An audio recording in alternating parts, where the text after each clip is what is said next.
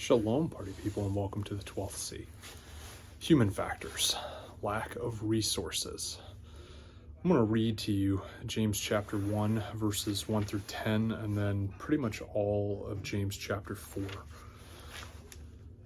James 1, 1 through 10. Aqob, a servant of Elohim and of the Master Yeshua Messiah, to the 12 tribes who are in the dispersion, greetings. My brothers, count it all joy when you fall into various trials, knowing that the proving of your belief works endurance. And let endurance have a perfect work, so that you be perfect and complete, lacking in naught. If any of you lacks wisdom, let him ask of Elohim, who gives to you all generously and without reproach, and it shall be given to him. But he should ask in belief, not doubting. For he who doubts is like a wave of the sea, driven and tossed by the wind. For that man should not think that he shall receive whatever from the master. He is a double-minded man, unstable in all of his ways.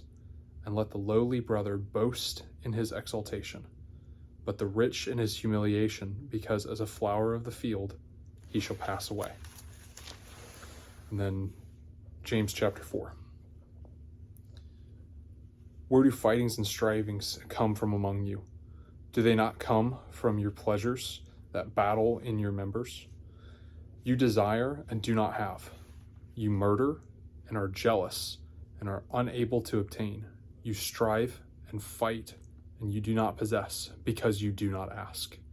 You ask and do not receive, because you ask envily and in order to spend it on your own pleasures. Adulterers and adulteresses.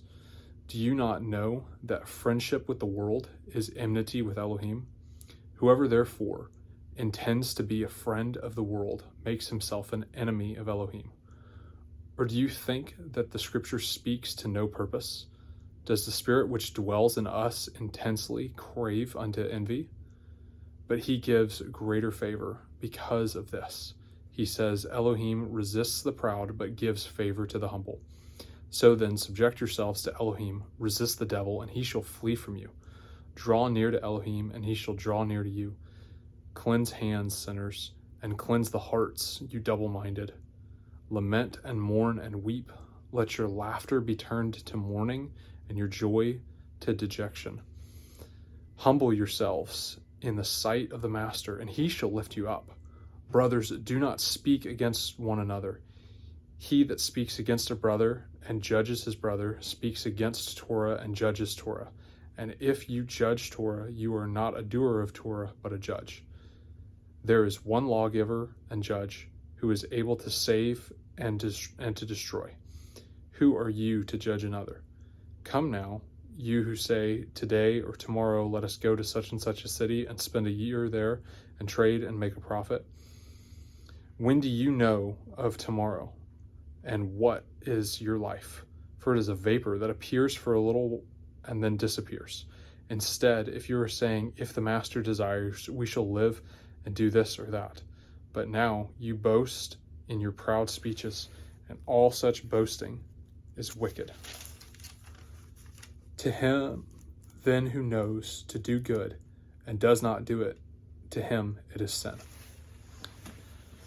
So in all of this,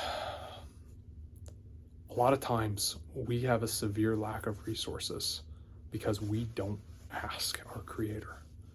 He knows us. He knows us deeply. And a lot of times, even when we do ask, what's our motivation for our asking?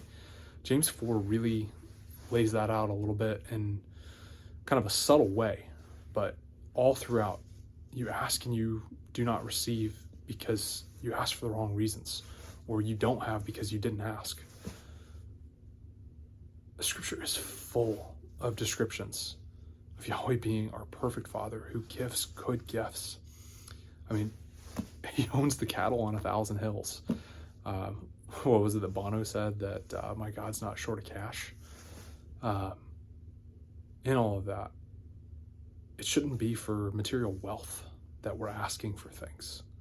He knows our motivations, but he knows our needs. And when we come to him with, Father, I need this, for this reason. You'll be surprised just how perfect his timing is.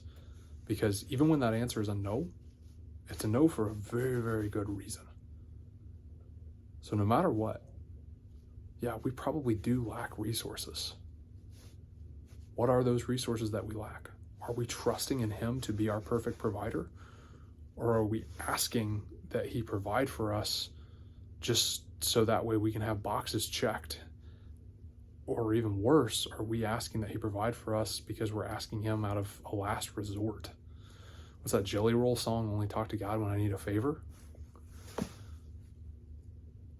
There's so much that I think we miss out because we don't truly depend on him for things. We live in a first world where, things come easy and that Amazon order ships tomorrow. How often are we actually evaluating what our needs truly are? Hey, this is the task that we've been given. Father, I don't want to come up short. I want to trust in you no matter what. I want to believe that you gave me this task for a reason, and I want to hold fast to the promises that you've given and submit to you. And please provide X, Y, Z so that way we can do this for your glory. That needs to be the motivations that we ask with. Think about it. Go do hard things.